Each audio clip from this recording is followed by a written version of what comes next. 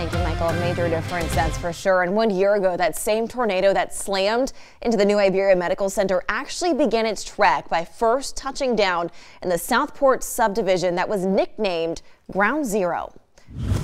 News 15's Dracar Francois is live in that neighborhood with a look at how residents are recovering a year later. Dracar?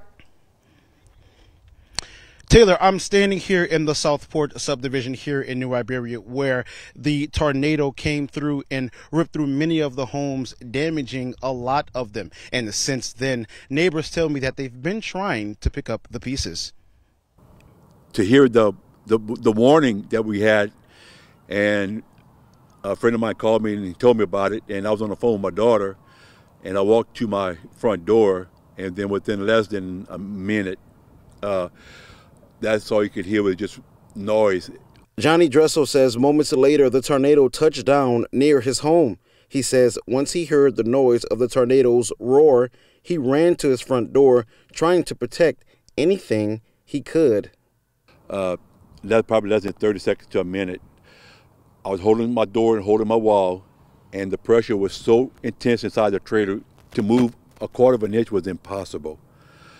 Then once the trailer wall started busting, I was able to move and get out of it as soon as possible. Dressel's home was one of the many in the neighborhood that saw lots of damage.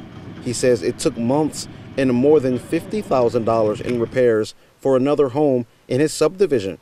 In the Southport subdivision, some homes have yet to be repaired, and debris from the tornado is still in the trees and on the ground. I also spoke with the mother.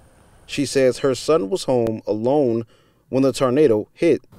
You have faith and go and check up on him, and I just came running down the street. When I looked right there, man, they had nothing. I mean, it was just flipped over. She says minutes went by, but eventually her son came out of the debris with only minor injuries. And I just kept hollering for Connor. And then eventually he came out. He was on top of the debris, and he just, "Hey, Mom!"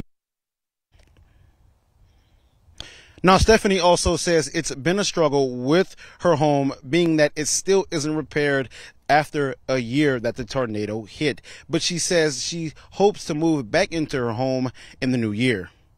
Live in New Iberia, Dracar Francois, News 15.